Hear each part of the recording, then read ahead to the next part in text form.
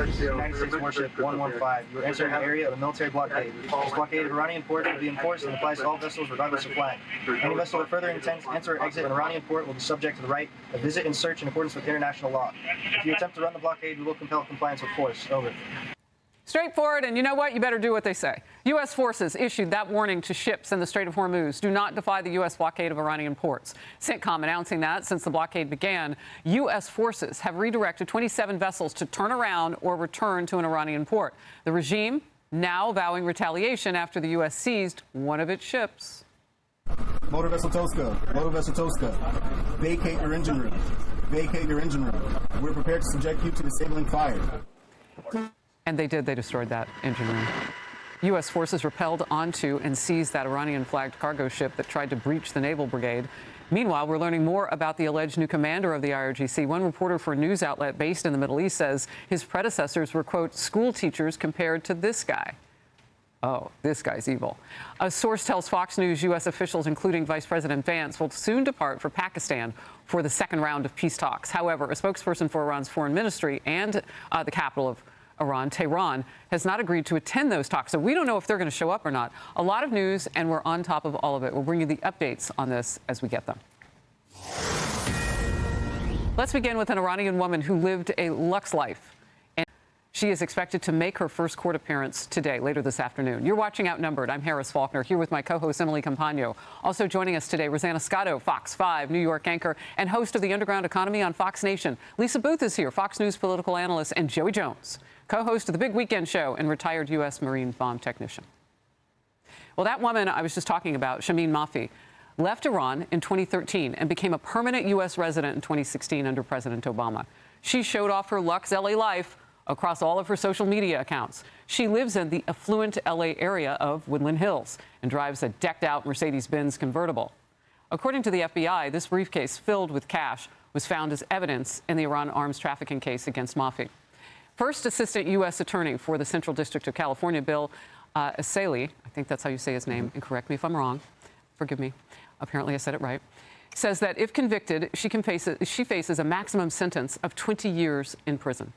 So Joey Jones, she's here living large. Why do we keep hearing stories like this? I mean, how many people are here that came over during those administrations? Maybe they were vetted, maybe they weren't.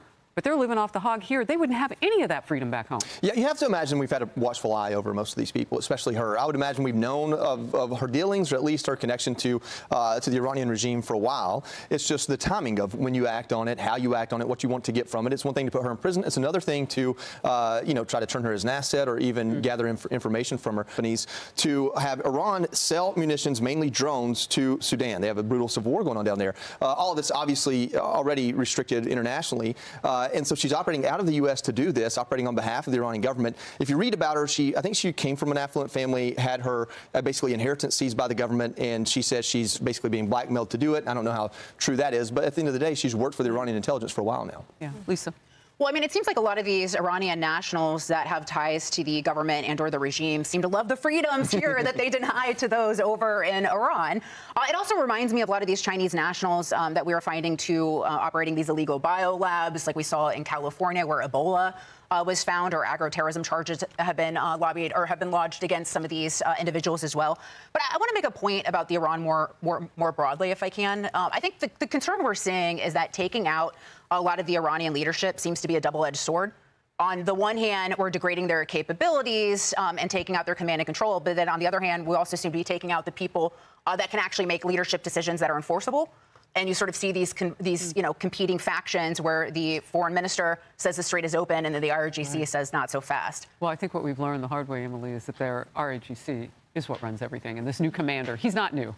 But this commander who's now bubbled up to the top and ordered the firing on those ships and tried to take back the Strait of Hormuz, and I guess the world's worst sequel over the weekend because they got their butts kicked. Using a female for their trafficking purposes. But if she dared show a strand of hair on her own soil, she would be stoned to death, her life worth nothing. It also goes to show that the beautiful, well-dressed woman you see at the expensive store might literally be an arms trafficker. What kind of world are we living in? Where's the vetting? Thank God we are in this current administration.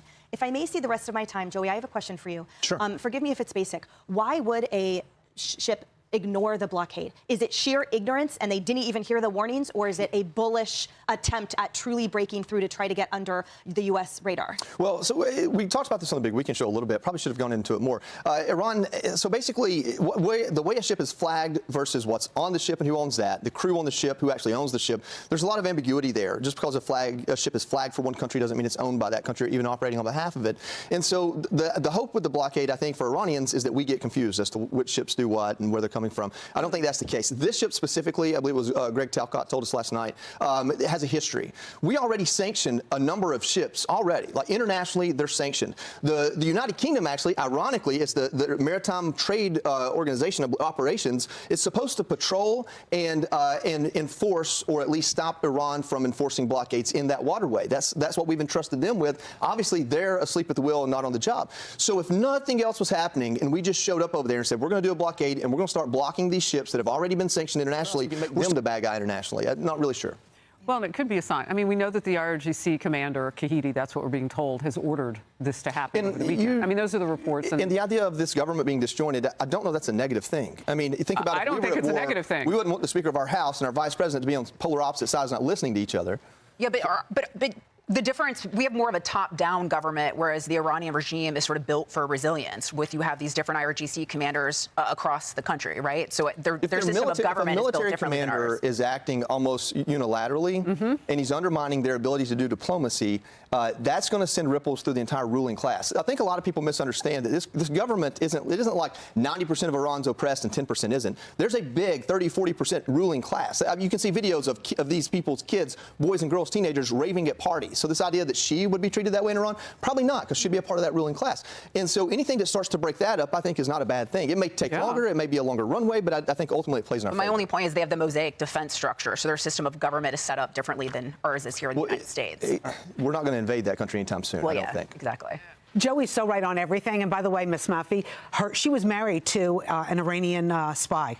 So I'm sure the American government had her on their radar. Yeah. And that's why they were probably just watching. Why don't you just kick these people out? I mean, you know what? And forgive me if she was born here, but that's not what I've read. No, she wasn't born here. I mean, she had a contract for $70 million for Iranian drones. Okay, this was not somebody who was just standing in front of like a Mercedes and traveling the world and going back and forth to Turkey. She was doing major deals. You're saying she's not an influencer, is what you're saying. I had one extra thing to add when we were talking about the IRGC. So Vice Admiral Harwood told me last hour, 103,000 to 150,000 members of the IRGC, notwithstanding some of the ones that, we've taken out, and so is Israel. That's a huge number. So if this commander commands those forces, you're right. I mean, that's a huge split in the government. When you add up the regular military, their police, and the reserves, it's closer to 1 million. Yeah, and so but they're not all together. Well, that's maybe what could play in our favor. I don't know that. All right. I like your optimism. She faces 20 years max. To me, that seems woefully sort of undervalued. I mean, don't you think someone who sells that amount of arms? Yeah, wait till Iran gets in a civil war and send her back and let them deal with her. That's what I'm saying, depending on what the citizenship issues are. I'd be scared with Joey in charge. I don't know. I'd be safe with Joey in charge. Exactly. There you go. Who he is on a Monday, and that is a warrior, baby. Fox Nation dives deep into the relatives of Iran's ruling elite. Well, here you go, right on time, living lavishly in America on a new special, Nepo Babies, available right here, actually, on Fox Nation. Be sure to like and subscribe for all the Fox News latest on YouTube and catch full shows streaming now on Fox One. President Trump is currently reviewing a new proposal from Iranian leadership aimed at ending the conflict. Meanwhile, the U.S. is set to launch Project Freedom to guide stranded ships through the Strait of Hormuz. Spirit Airlines shut down. The airline has immediately ceased all operations, leaving thousands of travelers stranded and 17,000 employees out of work. Giuliani in critical condition. Reports indicate that former New York City Mayor Rudy Giuliani is currently in critical condition. Health scare. A hantavirus outbreak on a cruise ship has resulted in 3 deaths and several other passengers falling ill. Economy and money. SNAP benefits loss. Approximately 4.3 million Americans lost their SNAP, food stamp benefits over the past year due to policy changes. Estee Lauder job cuts. The parent company of Clinique and MAC announced